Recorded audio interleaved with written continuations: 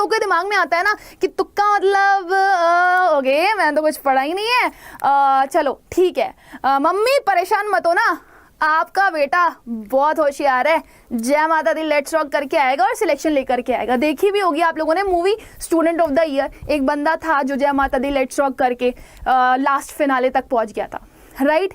दूसरे तरह के जो लोग होते हैं वो कौन होते हैं? वो होते हैं कि थोड़े सिंसियर हैं, पढ़ने में अच्छे हैं, अच्छे से पढ़ाई लिखाई कर रहे हैं और वो एग्जाम देने के लिए बैठे हुए हैं और वो तुक्का मार रहे हैं। या इट्स ट्रू, तुक्का मारना एक ऐसी चीज होती है जिसमें आपकी कंडीशंस डेवलप होती हैं। कौन कौन सी?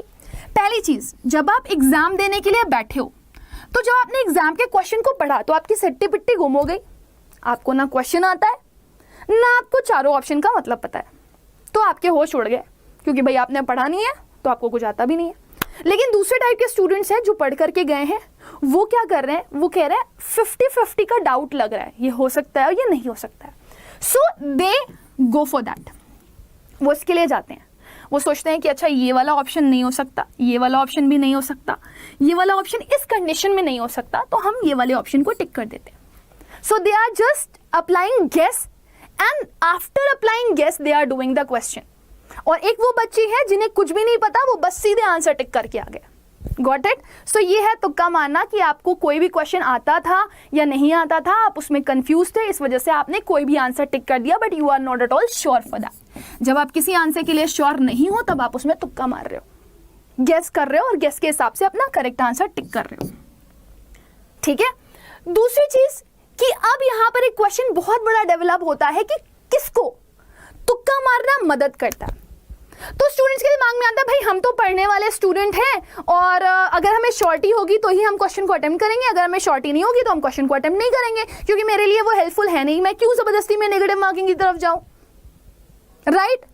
और सबसे ज्यादा फायदेमंद ये उन लोगों को लगता है जो कि बिल्कुल पढ़ के नहीं है, भाई सब तुक्का मार रहे, कोई ना कोई तो सही हो ही जाएगा, राइट। लेकिन मैं आप सभी लोगों को बताती हूँ, एज आई टोल्ड यू, बड़े बड़े टीचर्स ये कहते हैं कि तुक्का मारना बहुत अच्छी चीज है, दिल खोल के तुक्का मारो क्योंकि ये हर एक स्टूडेंट को हेल्प करता है। 3 कैटेगरीज के स्टूडेंट हैं, जो कुछ भी पढ़ के नहीं गए हैं उनको भी ये मदद करेगा क्योंकि उनके कुछ ना कुछ क्वेश्चंस तो करेक्ट हो ही रहे होंगे। दूसरा, ये उन स्टूडेंट्स को भी मदद करता है जो सिर्फ लास्ट मोमेंट पे प्रैक्टिस करके गए हैं, उन्होंने बहुत डीप डाउन जा करके पढ़ाई नहीं करी, लास्ट मोमेंट की प्रैक्टिस है, नॉट गो डीप डाउन। ठीक है। और कुछ ऐसे बच्चे होते हैं जो लिटरली ब्रिलियंट होते हैं, बहुत इंटेलिजेंट होते हैं, एंड दे आर लाइक कि मैं जा रहा हूं पेपर देने के लिए, मेरा शायद ही एक आध क्वेश्चन ऐसा हो जो गलत हो, नहीं तो मैं सारे क्वेश्चन करेक्ट करके जाऊंगा। ये अच्छे से पढ़ाई करके जाते हैं, बेसिक अच्छे से प्रिपेयर करके जाते हैं, प्रैक्टिस अच्छे से करके जाते हैं और ये बच्चे नॉलेजेबल हैं। लेकिन ये एक आध क्वेश्चन में फंस जाते हैं क्योंकि भाई आपको पता होना चाहिए कि अगर आप नंबर ही हो तो आपका एग्जामिनर 10 नंबर ही है, वो कोई ना कोई खेल आपके साथ खेलेगा। हालांकि जैसे जैसे जनरेशन डेवलप हो रही है वैसे वैसे आप देखोगे तो बच्चे फुल आउट ऑफ फुल भी मार्क्स लेकर के आते हैं, लेकिन पेपर को हर बार कोई ना कोई इसमें 1-2 क्वेश्चंस ऐसे डाल दिए जाते हैं जिनके ऑप्शंस बड़े ही कंफ्यूजिंग हो जाते हैं और आप उसका आंसर नहीं कर पाते हो। बड़े से बड़ा प्रोफेशनल आए, वो कहे कि मेरे को इस सब्जेक्ट पे बहुत अच्छे से हातिम हासिल है, मैं इसको कर लूंगा, लेकिन एग्जामिनर जानबूझ करके आपके एग्जाम में 1-2 क्वेश्चन ऐसे कर देगा जिसका आप आंसर सही ना दे पाओ, आप कंफ्यूज हो जाओ, राइट। सो ये अलग थर्ड कैटेगरी के बच्चे हैं और मैं कहना चाहूंगी ये हर एक बच्चे के लिए एप्लीकेबल है। हर एक बच्चा जाए और जा करके तुक्का लगाए, राइट। क्यों? There is a reason. तो थर्ड क्वेश्चन आता है अब यहां पर। अब देखो मैंने आपके दो चीजों के सवाल के जवाब दे दिए, क्या है तुक्का और किसको तुक्का लगाना चाहिए। हर एक बच्चे को, हर एक बच्चा लगा सकता है, राइट। लेकिन किसको किसको यह मदद कर सकता है? पहला उन स्टूडेंट्स को जिनकी रीडिंग स्किल्स अच्छी है, दूसरा वो बच्चा जिसकी कैपेबिलिटी अच्छी है तुक्का अप्लाई करने की, यानी कि ये वो बच्चा है जो कि आपको दिखेगा कि ये पढ़ा लिखा बच्चा है, ये थोड़ा बहुत आइडियाज लगा करके, ट्रिक लगा करके, ये ऑप्शन हो सकता है, ये ऑप्शन नहीं हो सकता, ये सोच करके वो एलिमिनेशन कर सकता है। ये वो बच्चा है जो कि रीडिंग स्किल्स में अच्छा है, वो तुक्का लगा रहा है। अब रीडिंग स्किल्स वाले बच्चे कौन से होते हैं? अब सुनना, ध्यान से सुनना, बहुत इंपॉर्टेंट चीज है। सपोज आपके एग्जाम्स में 50 क्वेश्चन आ रहे हैं करने के लिए, आपको क्वेश्चन कितने करने हैं? 40। बच्चे सोचते हैं 30 क्वेश्चंस करेंगे, लेकिन 30 के 30 क्वेश्चंस हम ऐसे करेंगे जो मेरे बिल्कुल परफेक्ट हो, सही हो। तो इससे क्या होगा, मुझे ये जो 45 मिनट्स मिल रहा है टाइम इंग्लिश में, किसी भी सब्जेक्ट का उठा लो, जो मुझे 45 मिनट टाइम मिल रहा है ना, तो उसमें मैं क्या करूंगा, मैं ऐसे इक्वल डिवीजन कर लूंगा कि 30 के हिसाब से मेरे 45 मिनट्स में 30 क्वेश्चंस आराम से हो जाएं। तो मुझे हर एक क्वेश्चन पे टाइम भी ज्यादा मिल जाएगा और मेरे जो 10 क्वेश्चन मुझे नहीं आते वो मैं करूंगा भी नहीं, छूंगा भी नहीं। मेरा जो टाइम वेस्ट होना है इन क्वेश्चन पे, मान लो 10 क्वेश्चन में 10 मिनट वेस्ट होने थे, तो मेरे तो 10 मिनट बच गए, या कुछ 1-2 एक्स्ट्रा मिनट ले लो आप, बच गया वो आपका, उसको आप यहाँ पर यूटिलाइज कर लोगे। ये दिमागी बच्चे अपना दिमाग लगाते हैं और दिमाग से खेलते हैं। लेकिन मैं आप सभी लोगों को बताना चाहूंगी स्टूडेंट्स, अगर आपकी रीडिंग स्किल्स अच्छी है और आप क्वेश्चन को जल्दी पढ़ लेते हो तो आप इसको कर सकते हो और ये आपके लिए बहुत बेनिफिशियल भी होगा। कैसे, देखो, तो आप सपोज आपको क्यों जाना चाहिए इसके लिए, या कि कैसे बेनिफिशियल हो सकता है। अब मान लो मैं इंग्लिश की ही बात करती हूँ, ठीक है, सपोज इंग्लिश के लिए आप जा रहे हो। इंग्लिश में आपको क्या बोला था मैंने, 50 में से 40 क्वेश्चन आने, और 40 क्वेश्चन में आपको हर एक क्वेश्चन के लिए 5 मार्क्स मिलेगा, तो ऑल टोटल आपका पेपर कितने का होगा, 200 नंबर का, ठीक है। अब आप चाहते हो कि आप एक सेंट्रल यूनिवर्सिटी में जाओ, जैसे कि दिल्ली यूनिवर्सिटी, ठीक है, BHU में जाना चाहते हो, अलीगढ़ मुस्लिम यूनिवर्सिटी में जाना, किसी भी अच्छी यूनिवर्सिटी में जाना चाहते हो, किसी सेंट्रल यूनिवर्सिटी में मान लो जाना चाहते हो, तो आपको अच्छे मार्क्स चाहिए होंगे। अप्रोक्सीमेटली मान के चलो आपको चाहिए होंगे 180 मार्क्स, ठीक है। तो उस हिसाब से अगर आप कंसिडर करोगे तो आप कहोगे कि मैम 36 मार्क्स आ जाते, ठीक है, 36 क्वेश्चन अगर हम अटेम्प्ट कर लेते तो मेरे 180 मार्क्स आ जाते, ठीक है। लेकिन अब मैंने क्या बताया, एक बच्चा है जो ये सोच करके गया है कि मैं 30 क्वेश्चन अटेम्प्ट करूंगा और मैं 30 क्वेश्चन ऐसे अटेम्प्ट करूंगा जो मेरे बिल्कुल सही हो। तो अगर उस हिसाब से आप 30 क्वेश्चन के हिसाब से देखो तो आपके ये जो 30 क्वेश्चन के हिसाब से आप कैलकुलेशन कर रहे हो, तो आपके मार्क्स तो कितने हैं, 150। तो आपको तो दिल्ली यूनिवर्सिटी वैसे भी नहीं मिलनी, आपको तो सेंट्रल यूनिवर्सिटी वैसे भी नहीं मिलनी, क्योंकि आपने 30 क्वेश्चन अटेम्प्ट किए, राइट। आपने 10 क्वेश्चंस इसलिए छोड़े क्योंकि आपको वो 10 क्वेश्चन बिल्कुल नहीं आते थे, लेकिन आपने 30 क्वेश्चंस फॉर श्योरिटी के साथ किए कि मेरे को अच्छे से पता है कि मैंने 30 क्वेश्चंस अच्छे से किए हैं, मेरे 150 मार्क्स आ जाएंगे परफेक्टली। लेकिन आपकी सेंट्रल यूनिवर्सिटी कह रही है कि भाई अगर पेपर इजी आ रहा है आपका 180 तक कट ऑफ जा सकता है, 180 मार्क्स आपको लाने, 180 वालों को हम देंगे सेंट्रल यूनिवर्सिटी में एडमिशन। तो उस जगह पे तो आप वैसे भी पीछे रह गए। तो इस कंडीशन में आपको मदद करता है क्या, तुक्का। अब सुनना कैसे मदद करता है, क्यों आप जाओगे इसके लिए और ये आपको कैसे मदद करता है। आप सोचो, अगर आप कह रहे हो कि आपके पास एक क्वेश्चन है जिसके लिए आपको कितने मार्क्स मिल रहे हैं, 5 क्वेश्चंस। CUET ऐसा नहीं है कि आपके साथ कोई कुछ गलत कर रहा हो, या कोई ऐसी ऑर्गेनाइजेशन नहीं होती जो आपके साथ कुछ गलत कर रही हो। सब बहुत सोच विचार करके चीजें होती हैं, ठीक है। और किसी भी एग्जाम में अगर नेगेटिव मार्किंग होती है ना बेटा, तो वो बहुत सोच समझ के की जाती है। वो इसलिए नहीं करी जाती कि किसी बच्चे का नुकसान हो, किसी बच्चे का लॉस हो, वो इस वजह से की जाती है कि किसी ऐसे बच्चे का जो डिजर्विंग नहीं है उसका फायदा ना हो जाए, ठीक है। जो तुक्का मारने वाला बच्चा है उसका फायदा ना हो जाए, उसके नुकसान के लिए नहीं बनाया गया, राइट। और ये मैं अपने स्टेटमेंट नहीं बोल रही हूँ, ये मैं उन टीचर्स के स्टेटमेंट बोल रही हूँ जो एक्चुअली में बड़े बड़े एग्जाम्स के लिए बोलते हैं कि नहीं, you should go for this, got it. तो सपोज आपको क्या करना है, आपको एक क्वेश्चन के लिए कितने मार्क्स मिल रहे हैं, 5, राइट। और आपने 5 क्वेश्चन में तुक्का मारना है, ठीक है। अब जब आप 5 क्वेश्चन में तुक्का मारोगे तो 5 क्वेश्चन में से कम एक ऐसा क्वेश्चन होगा गिरी गिरी हालत में कि आपको वो कितने मार्क्स दिला देगा, 5, राइट। जब आप ये पांचों के पांचों गलत करोगे तब आपके 5 मार्क्स जाएंगे। अगर आपने इनमें से एक भी सही कर दिया तो आपके कितने मार्क्स आ गए, 5। आपने 5 में से एक सही कर दिया, आपके कितने मार्क्स आ गए, 5। और आपने ये 4 क्वेश्चन गलत कर दिए, 4 क्वेश्चन गलत कर दिए, तो आपके कितने मार्क्स चले गए, 4।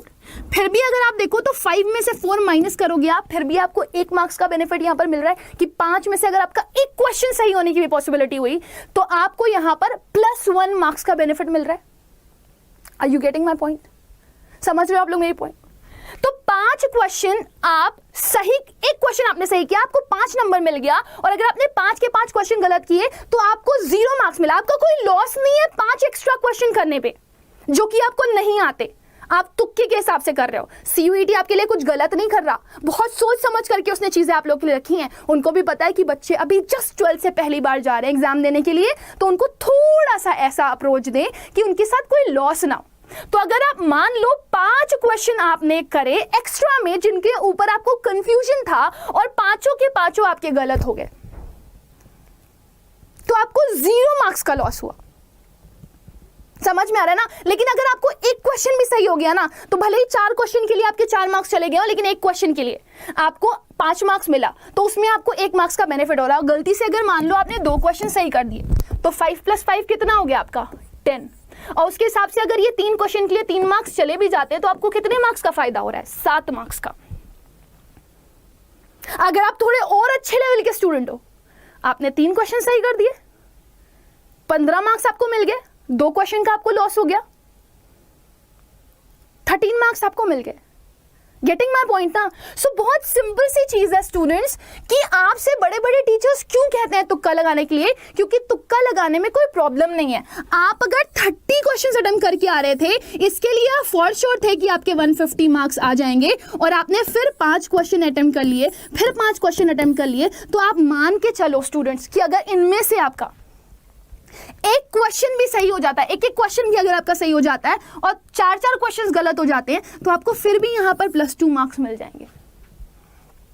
Getting my point? सो इससे आप बेनिफिट में ही रहोगे, किसी तरह के कोई लॉस में नहीं रहोगे। तो इसलिए मैं बोलूंगी स्टूडेंट्स, ऑलरेडी आपके एग्जाम्स में 50 क्वेश्चन इंग्लिश के में से आपको 40 क्वेश्चन अटेम्प्ट करने के लिए बोल रहा है, तो 10 तो आप वैसे भी छोड़ रहे हो, तो आप क्यों 40 के 40 क्वेश्चन अटेम्प्ट करके नहीं आ रहे हो? आपको सारे क्वेश्चन अटेम्प्ट करने चाहिए। आई थिंक आपको कोई भी ऐसा क्वेश्चन नहीं होना चाहिए जो आप छोड़ दो। समझ रहे हो ना? क्योंकि उसमें आपका बेनिफिट है। सो अपने बेनिफिट के लिए काम करो। नाउ द क्वेश्चन इज, अब देखो समझ में आ रहा है ना कि आपको क्यों इसके लिए जाना चाहिए? मैंने कैलकुलेशन करके बताई, और ये अच्छे लेवल पे लोग कैलकुलेशन करके बताते हैं कि देखो ये होता है, ये प्लस पॉइंट होता है, ये स्ट्रैटेजी होती है। आगे बढ़ते हैं। कह रहा अच्छा कब जाना चाहिए इसके लिए? तो मैं आपको सजेस्ट करूंगी, देखो मैंने टाइप बताए थे स्टूडेंट्स के। एक वो बच्चा है जो बिल्कुल प्रिपरेशन नहीं करके गया, अपनी मम्मी को बोल करके जा रहा है मम्मी तुम्हारा बेटा रॉक करके आएगा, बहुत इंटेलिजेंट है। तो भाई वो तो स्टार्टिंग से ही तुक्का मार सकते हैं, क्योंकि उन्होंने तो पढ़ा ही नहीं है, तो फ्रॉम द वेरी बिगनिंग वो स्टार्टिंग से ही तुक्का मार सकते हैं। लेकिन वो बच्चे जो पढ़ के गए हुए हैं, जिन्होंने अच्छे से प्रैक्टिस किया हुआ है, और जिनको 2 क्वेश्चन 3 क्वेश्चन 4 क्वेश्चन ऐसे हैं जिनमें डाउट आ रहा है, जिनको बिल्कुल भी नहीं आ रहा है। Getting my point? तो आप क्या कर सकते हो, आप उस क्वेश्चन को अटेम्प्ट कर सकते हो, उसमें आपका किसी तरह का कोई लॉस नहीं है। It would help you. और ज़्यादातर चांसेस, अगर आप एक अच्छे स्टूडेंट हो और आप जानते हो कि आपके पास 4 ऑप्शन दिए गए हैं, जिसमें से आपको 2 पक्का नहीं लग रहा कि ये दोनों ऑप्शन नहीं हो सकता, आपको 2 में से कंफ्यूजन आ रहा है, तो भी आप उस क्वेश्चन को अटेम्प्ट कर सकते हो, क्योंकि वहां पर आपके 50% चांसेस होते हैं कि वो क्वेश्चन का आंसर आपका सही होगा। So I would suggest each and every student कि आप इस चीज़ से मत डरो कि आपकी नेगेटिव मार्किंग हो जाएगी। कोई भी बहुत तुर्रम खान नहीं होता, हर बच्चा पूरे पेपर में full out of full marks ज़रूरी नहीं है कि लेकर के आए। हो सकता है 1-2 क्वेश्चंस आपको ऐसे मिल जाए जो आपके गलत हो ही हों।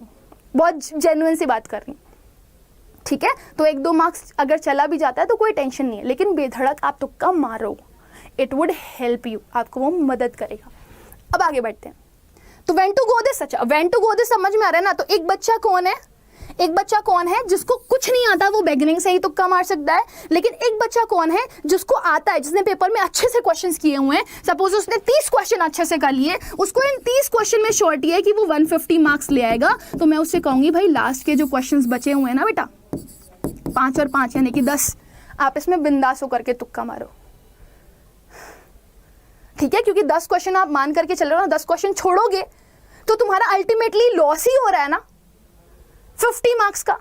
लेकिन अगर आप कुछ सही कर रहे हो तो आपको 1-2 नंबर का तो फायदा मिल ही रहा है ना। यहाँ पर एक क्वेश्चन भी अगर आपका सही हो रहा है, अगर लक अच्छी है आपकी, 1 से ज़्यादा क्वेश्चन सही हो गया, तो उसमें तो फायदा आपको मिल ही रहा है, राइट? समझ में आ रहा है ना? So I would ask you all to go for this. लेकिन ये बच्चे जो पढ़ करके गए हैं अच्छे से, जिनके दिमाग में ये चीज़ है कि नहीं मैंने पढ़ा हुआ है, मुझे थोड़े से डाउट आ रहा है, वो डर रहे हैं कि कहीं तुक्का मारेंगे तो उनकी नेगेटिव मार्किंग उनको ना मिलने लगे, सो इस वजह से वो किसी क्वेश्चन को अटेम्प्ट नहीं करें। तो मैं उन सभी बच्चों के लिए बोलना चाहूँगी कि बिना डरे आप आराम से किसी भी क्वेश्चन को अटेम्प्ट करना, आपका किसी भी तरह का कोई भी लॉस नहीं होगा। समझ में आ रहा है?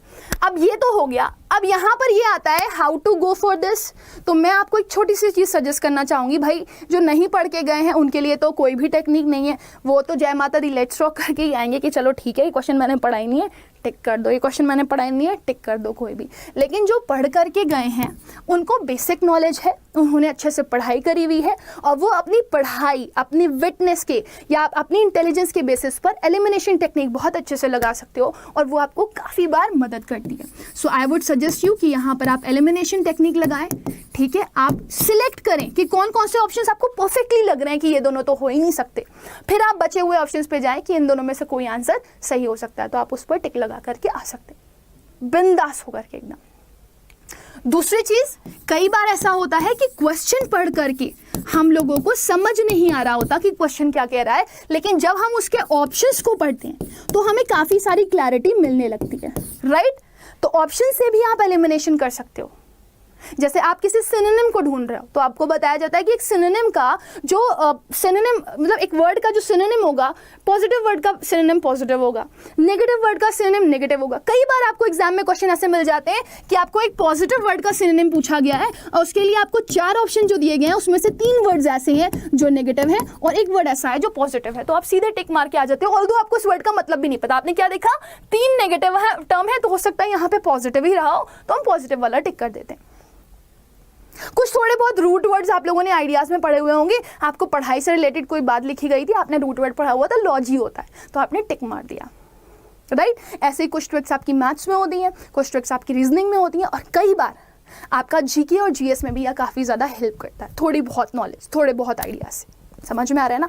सो आई होप स्टूडेंट्स कि आप लोग को जो ओवरऑल व्यू है ये समझ में आ रहा होगा और इन टोटल मैंने जो आपको बताने की यहाँ पर कोशिश करी है वो यही कोशिश करी है कि आप डरो मत, घबराओ मत। अगर आप एक्स्ट्रा क्वेश्चन अटेम्प्ट कर रहे हो और आप ये सोच रहे हो अरे बाप रे मुझे तो माइनस में मार्किंग मिल जाएगी, तो ये डर अपने अंदर से निकाल लो, साइडलाइन कर दो, because it is gonna help you. ये आपको मदद करने वाला है, डेफिनेटली मदद करेगा। लेकिन जो अच्छे से पढ़ करके गए स्टूडेंट्स उनको मैं यही सजेस्ट करना चाहूंगी कि आप उन क्वेश्चंस को सबसे पहले अटेम्प्ट कर लो जो आपको परफेक्टली आते हैं, जिनको आपको लगता है कि परफेक्टली इसका आंसर यही है और आप फॉर श्योर हो उसके बारे में, लेकिन जिसमें आपको डाउट है उनको आप मार्क फॉर रिव्यू करके लास्ट में अटेम्प्ट करना और वहां पर आप अपना तुक्का मारना, राइट?